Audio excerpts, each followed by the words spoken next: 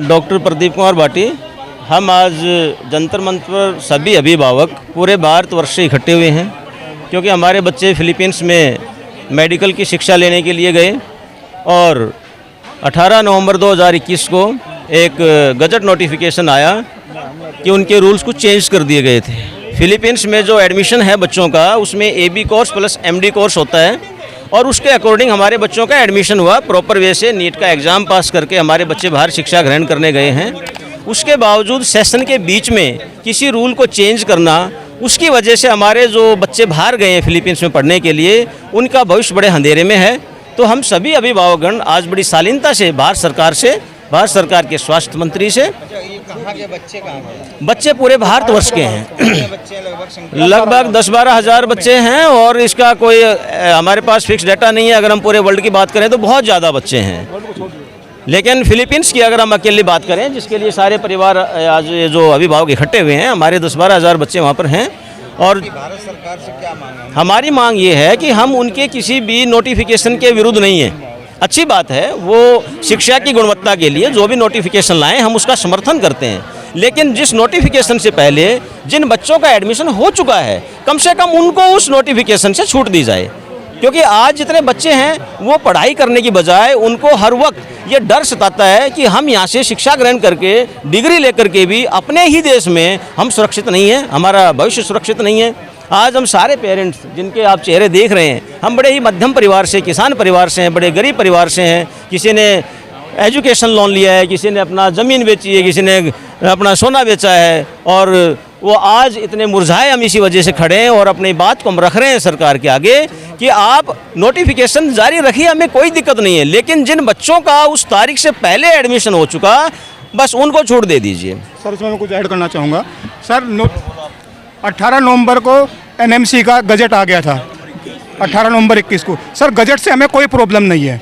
उसके बाद जब गजट आया हम लोगों ने पर्सनली जाके NMC ऑफिस भी हमने बात की, लेकिन कोविड होने की वजह से वो लोग अंदर अलाउ नहीं कर रहे थे। हमने इंटरकॉम से बात की, जो भी कंसर्न पर्सन थे वहाँ पे, हमने उनसे पूछा कि मैडम हमारा बच्चों का एडमिशन फिलीपींस में BS में हुआ है 18 नवंबर से पहले, क्या हमारे बच्चे इससे प्रभावित हैं या सुरक्षित हैं?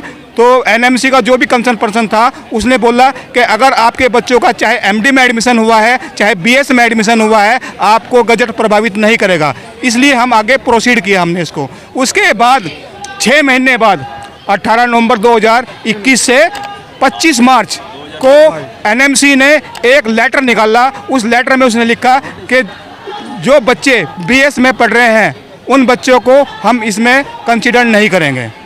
तो बीच में आप लोगों ने किसी सत्ताधारी मंत्री से या हमने बात की है, हमने माननीय स्वास्थ्य मंत्री मनसुख मांडविया जी से भी बात करी है। 2 सितंबर को हमने बात की है और उन्होंने एश्योर किया है कि जल्दी ही आपके पक्ष में NMC जरूर कुछ निर्णय लेगी। आप लोगों ने इसका कोर्ट में हमारा केस चल रहा है, 1.5 साल से कोर्ट में केस चल रहा है, लेकिन उसमें 8-10 तारीख लग चुकी हैं, तारीख पे तारीख। कल भी इसमें तारीख थी 4 तारीख की, दोबारा फिर 9 अक्टूबर की इसमें तारीख दे दी है।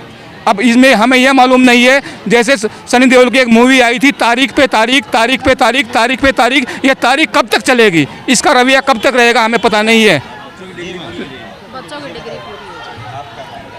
हम बस सरकार से हाथ जोड़ के विनती करते हैं कि जो बच्चे 18 नवंबर 21 के गैजेट से पहले BS में एडमिशन ले चुके हैं फिलीपींस में, उनको बस एक बार छूट दे दी जाए। हमें रूल से कोई परेशानी नहीं है, रूल्स लगाइए लेकिन आगे वाले बच्चों पे लगाइए। हमारे बच्चों को हाथ जोड़कर कहते हैं कि उन्हें छूट दे दी जाए इस रूल से। हमने हमारे बच्चों को जब भी एडमिशन लिए थे तभी जो एक्टिव रूल्स थे उसके अनुसार लिए थे, तो हमें क्या पता कि आगे जाके रूल्स अलग निकाले जाएंगे और हम पे थोपे जाएंगे। तो this is a backdated application which is not proper. और दूसरी बात यह है कि अब तक 20 साल तक इंडियन गवर्नमेंट को चलता था कि उधर के बच्चे वो एक्सेप्ट कर रहे थे। इधर FMG क्लियरेंस भी फिलीपींस का सबसे ज़्यादा है। अभी ये साल भी FMG में सबसे टॉपर जो है वो फिलीपींस का है, AIR1 जो है वो फिलीपींस का स्टूडेंट है।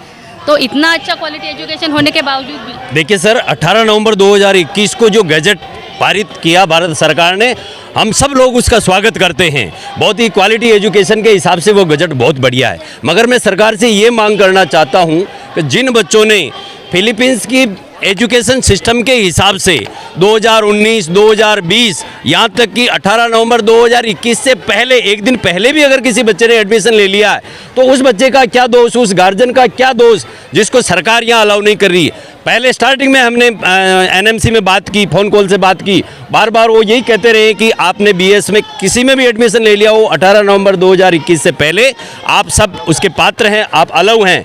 6 महीने बाद सरकार एक स्पेशली फिलीपींस के लिए द्वेषतापूर्ण आदेश निकालती है यहाँ के मेडिकल कॉलेजों को फ़ायदा पहुँचाने के लिए कि वहाँ की डिग्री वैलिड नहीं है। 6 महीने तक कहते रहे वैलिड है, हम लोगों ने पैसा भर दिया, लोन ले लिया, गहने गेटे सब बेच दिए, उसके बावजूद अब 2 साल 3 साल से हम संघर्ष कर रहे हैं, उचित लेवल पे बात कर रहे हैं, हमें कोई जवाब नहीं दिया जाता, किसी से मिलने नहीं दिया जाता। पिछले दिनों मनसुख मांडविया जी का गुजरात में दौरा था, हमारे काफ़ी गार्जियन उन लोगों से मिले, उनसे बात की, उन्होंने हमारे को आश्वस्त किया कि बिल्कुल आपकी मांग सही है, आपको छूट मिलनी चाहिए, चूँकि आपके बच्चों ने 18 नवंबर 2021 से पहले एडमिशन ले लिया। इसके बावजूद 1 महीना गुजर गया, 1 सप्ताह का उन्होंने टाइम दिया था।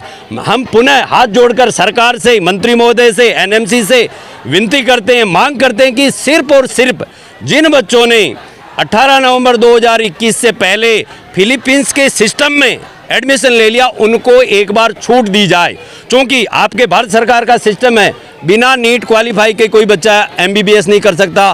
फिलीपींस का सिस्टम है बिना बीएस के एमबीबीएस नहीं कर सकते, वहाँ की एमडी नहीं कर सकते। और हमने बीएस में एडमिशन लिया, यहाँ की एनएमसी केवल और केवल प्राइवेट कॉलेजों को फायदा पहुंचाने के चक्कर में बीएस को मान्यता नहीं दे रही है। जबकि आप इतिहास उठा के देख लीजिए, जितने भी विदेश से डॉक्टर बाहर से बन के आ रहे हैं, सबसे अच्छी क्वालिटी एजुकेशन जो है फिलीपींस की है। इसी वजह से हमने ज़्यादातर बच्चे आज भी आप देखेंगे फिलीपींस के अंदर पढ़ाई कर रहे हैं, चूँकि वहाँ का क्वालिटी एजुकेशन बहुत अच्छा है, वहाँ के रूल्स रेगुलेशन के हिसाब से। अब आप मुझे बताइए, हमारे बच्चे ने 2020 में एडमिशन ले लिया, अब उसका क्या दोष? 2021 में आप कह रहे हो नवंबर में जाके कि आपकी डिग्री वैलिड नहीं है। ये बात 2021 में नहीं कह रहे हैं ये लोग, ये 22 मार्च 2022 को कह रहे हैं, तो ये कहाँ तक जायज़ है?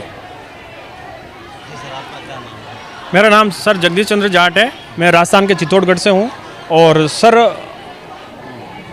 हमारा यही निवेदन है मोदी साहब से कि सर हम बेकसूर हैं और हमारी फरियाद सुनो। हमने कोई गुनाह नहीं किया है, ना हमारे बच्चों ने कोई गुनाह किया है कि हमने फिलीपींस जाके या किसी अदर कंट्री में जाके जो एडमिशन लिया है, क्या हमने कोई चोरी की है, कोई डाका डाला है, क्या किया है हमने जो हम दर दर भटकते फिर रहे हैं? ये जो विसंगतियाँ आई हुई हैं, इसके जिम्मेदार किसको आप मानते हैं? सर इस एनएमसी है, एनएमसी को अपना फोकस क्लियर करना चाहिए था। प्राइवेट कॉलेजों को फायदा पहुंचाना है तो आप फोकस क्लियर करो कि हम उनको फायदा पहुंचाना चाहते हैं। हमारे को अंधेरे में रखा गया है कि हम आपकी वर्तमान जो उस समय की सर गाइडलाइन थी, उस गाइडलाइन को फॉलो करते हुए बच्चे विदेश गए हैं, नहीं कि हमारी मनमर्जी से वहाँ गए हैं, क्योंकि पहले ही करते आ रहे थे। बीएस करके उनका एमडी क्लियर हो रहा था और यहाँ के उनको लाइसेंस मिल रहा था, वो अपनी प्रैक्टिस कर रहे थे और हम उसी के अकॉर्डिंग गए, न कि हमने कोई नया हमारा मनमर्जी से कोई चालू किया उधर। अब हमारा सर यही निवेदन है कि हमारे को एक बार छूट दे दो, हमने कोई गुनाह नहीं किया है, हम कोई आपके कानून के खिलाफ नहीं है, आप 14 कानून लेके आओ, हमारे को कोई एतराज़ नहीं है। लेकिन 18 नवंबर 2021 से पहले जो बच्चे विदेश जा चुके हैं, जिन्होंने एडमिशन ले लिया है, लाखों रुपए एग्रीकल्चर के संबंध से आए, चाहे गहने बेच के आए, मकान गिरवी रखा, प्रॉपर्टी रखी, कुछ भी किया और हमने हमारा पैसा वहाँ भरा है और आज हम पागलों की तरह घूमते फिर रहे हैं। कोई सुनने वाला नहीं है हमारी फरियाद को, ना कोर्ट सुनती है, ना एनएमसी सुनती है, ना अपना फ़ोन उठाती, ना हमारे को क्लियर जवाब देती है। अब कहाँ जाएंगे हम, किसके पास जाएं, कौन सुने हमारी बात?